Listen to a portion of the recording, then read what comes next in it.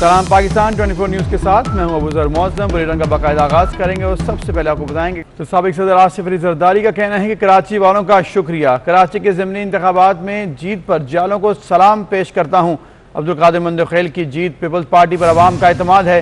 منتخب M N اے قادر مندوخیل حلقے کے عوام کی خدمت پر بھرپور توجہ دیں، تو یہ ساتھ انہیں ہدایت بھی کی ہے اور شکریہ بھی ادا کیا ہے کراچی والوں کا۔ انہوں نے کہا کراچی کے ضمنی انتخابات میں جیت پر جالوں کو سلام، عبدالقادر مندوخیل کی جیت پیپلز پارٹی پر عوام کا اعتماد ہے۔ منتخب ایم این اے قادر مندوخیل حلقے کے عوام کی خدمت بھرپور توجہ دیں۔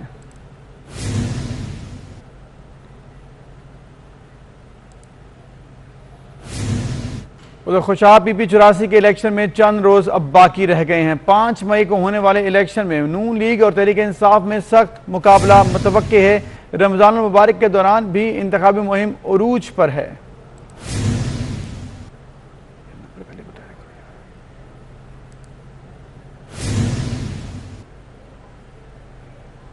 ادھر جنوبی افریقن اور برازیلین کرونا وائرس کی قسم بھی پاکستان پہنچ گئی ہے۔ ڈاکٹر عذرا پپیچو کا کہنا ہے کہ آغا خان یونیورسٹی میں سیمپل ٹیسٹ میں یہ تصدیق ہو گئی ہے۔ عذرا پپیچو کا کہنا ہے کہ کوئی کرونا ویکسین جنوبی افریقن اور برازیلین کرونا وائرس کے خلاف کام نہیں کرتی، اور انہوں نے کہا کہ اب مزید احتیاط کی بھی ضرورت ہے۔ تو آپ کو آگاہ کر رہے ہیں کہ ایک اور وائرس کی قسم پاکستان میں داخل ہو چکی ہے۔ جنوبی افریقن اور برازیلین کرونا وائرس کی قسم اب پاکستان پہنچ چکی ہے۔ ڈاکٹر عذرا پپیچو کا کہنا ہے کہ آغا خان یونیورسٹی میں سیمپل ٹیسٹ میں تصدیق ہو چکی ہے۔ انہوں نے یہ بھی کہا کہ کوئی کرونا ویکسین جنوبی افریقن اور برازیلین کرونا وائرس کے خلاف ابھی تک کام نہیں کر سکی۔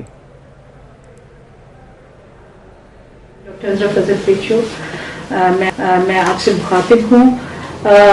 کل جو ہے 13 جو ہے سیمپلز کی جینومک اسٹڈی ہوئی ہے، یہ آغا خان یونیورسٹی ہاسپٹل میں ہوئی ہے۔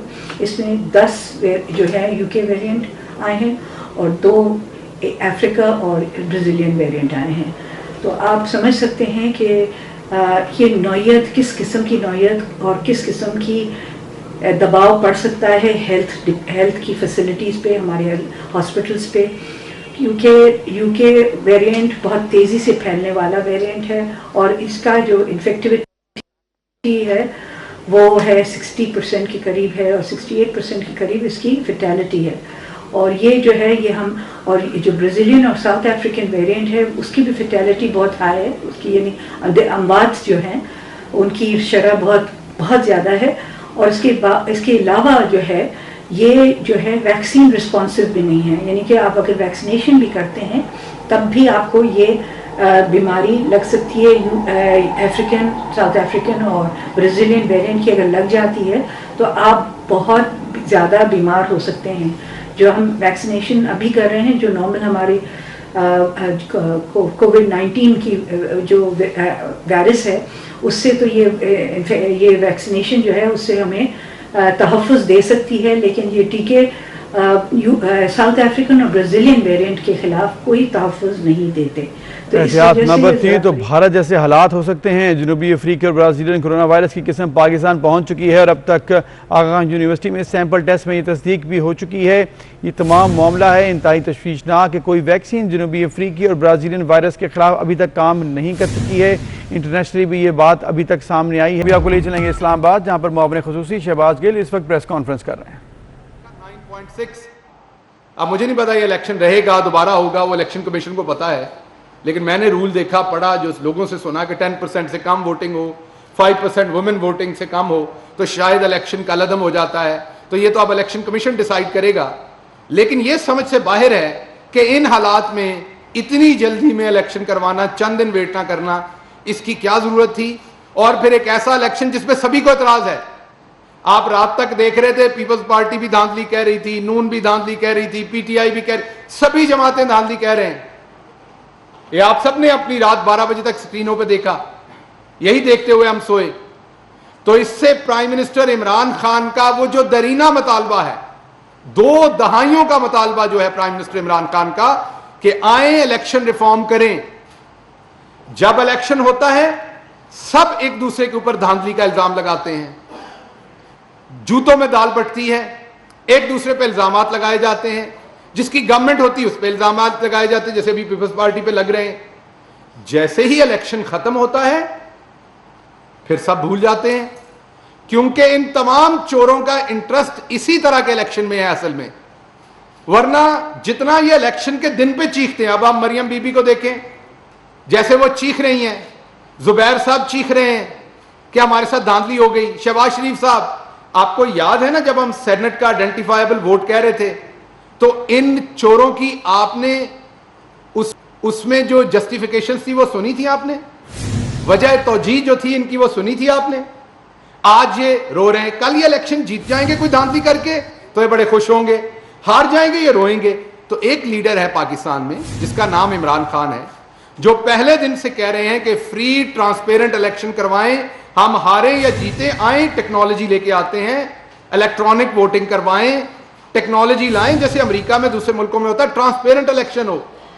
جب یہ بات ہوتی ہے تو احسن اقبال جیسے شخص جو پڑھے لکھے نارملی معلوم ہوتے ہیں, جو امریکہ کی ایک اچھی یونیورسٹی سے پڑھے ہوئے ہیں, معلوم تو یہی ہوتا ہے, لیکن وہ بات اتنی جاہل کرتے ہیں کہ سمجھ نہیں آتی.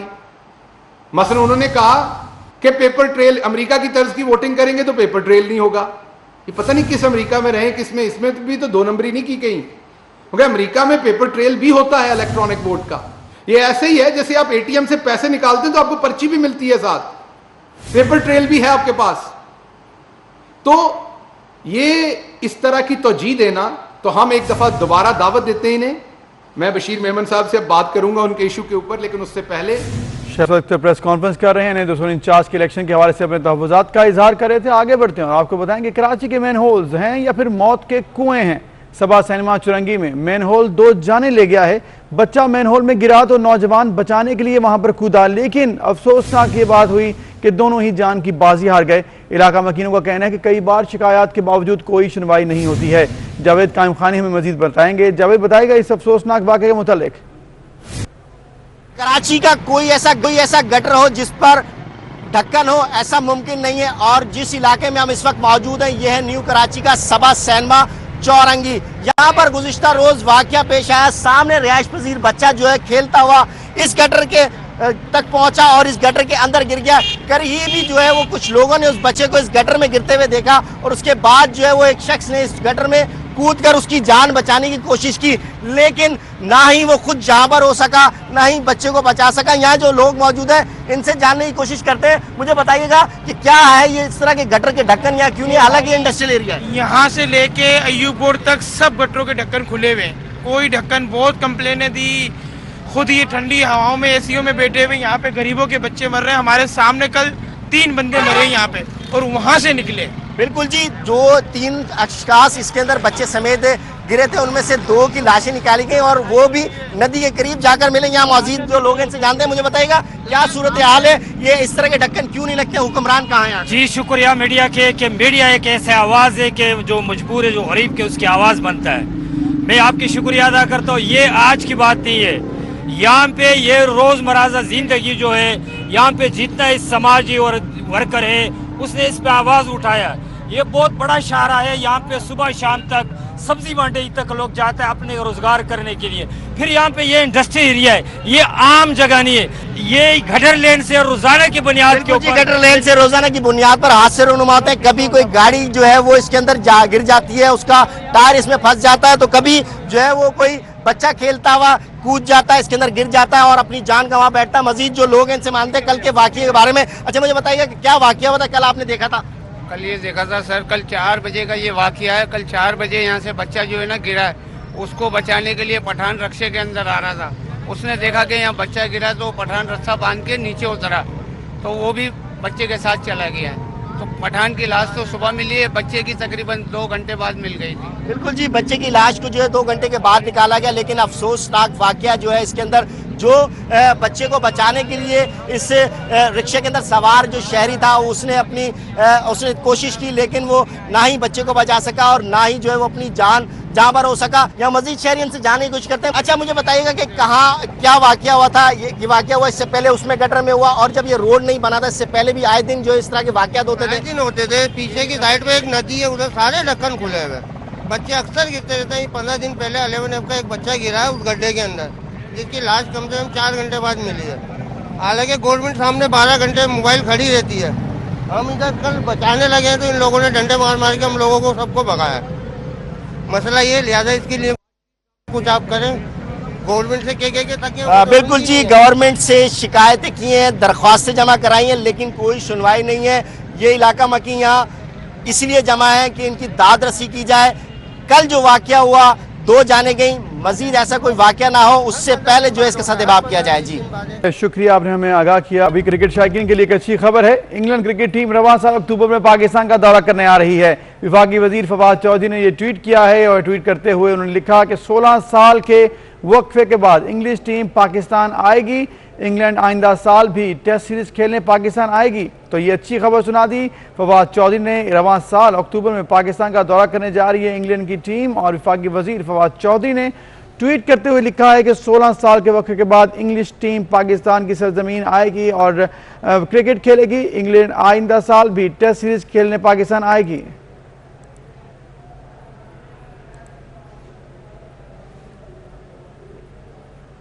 तो चोलिस्तान से अहम तरीन खबर दें। पाबंदी के बावजूद चोलिस्तान में हिरन का गैर कानूनी शिकार का सिलसिला जारी है। गैर कानूनी शिकार की रोक के लिए मौजूद महकमा वाइल्ड लाइफ भी खामोश है और शिकार होता हुआ देख रहे हैं।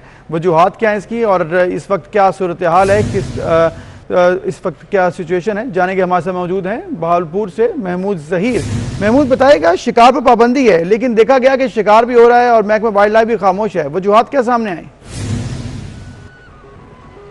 जी बिल्कुल, महकमा वाइल्ड लाइफ को थोड़ा सा मैं एज देना चाहूँगा आपकी इस बात पर कि उनके पास वसाइल की थोड़ी सी कमी ज़रूर है, लेकिन इसका मतलब कतन ये नहीं है कि शिकार खेलने की लोगों को इजाज़त दे दी जाए।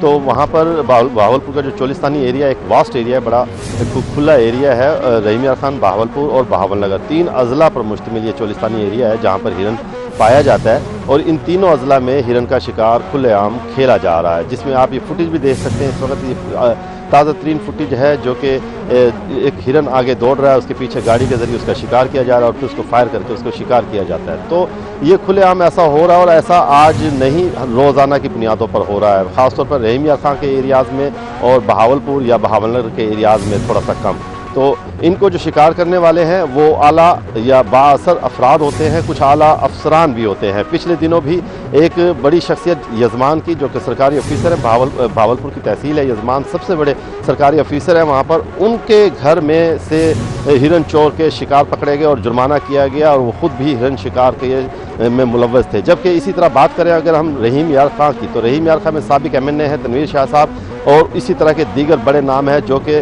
कंटिन्यूसली शिकार खेलते हैं हिरन का और फिर फेसबुक और सोशल मीडिया पर उन तस्वीर को अपलोड भी बड़ी दीदा दिलेरी के साथ करते हैं। इसमें मैं सिर्फ आपको खुद ये बताना चाहूँगा कि इसमें हौसले शिकार करने वालों के ज़्यादा इस वजह से बढ़ते हैं कि ये बेलेबल ऑफेंस है, यानी कि काबिल ज़मानत ऑफेंस है शिकार खेलना। जहाँ पे भी आप शिकार खेलने के लिए जाएं शिकार चोलिस्तानी एरिया में, अगर आप पकड़े गए, मैं फिर से फिक्रा लगाऊंगा, अगर आप पकड़े गए तो आप पर 40 से 50 हज़ार रुपया जो हिरन आपने मारा है उसकी कीमत है, उसका सरकारी जुर्माना बनेगा, आप वो पे करें और घर चले जाएं। इस वजह से शिकारियों के हौसले बढ़ते हैं कि बेलेबल ऑफेंस है, इस पर कानून साजी की बहुत ज़्यादा ज़रूरत है और अगर इसमें जेल भेजा जाए, नाकाबिल ज़मानत जुर्म हो तो शायद इनके हौसले टूट सकते हैं, लेकिन ऐसा नहीं हो रहा। खुलेआम शिकार खेला जा रहा है रहीम यार खान और बहावलपुर के एरियाज़ में। सिर्फ हिरन का ही नहीं, गैर कानूनी तौर पर परिंदों का भी शिकार खेला जा रहा है।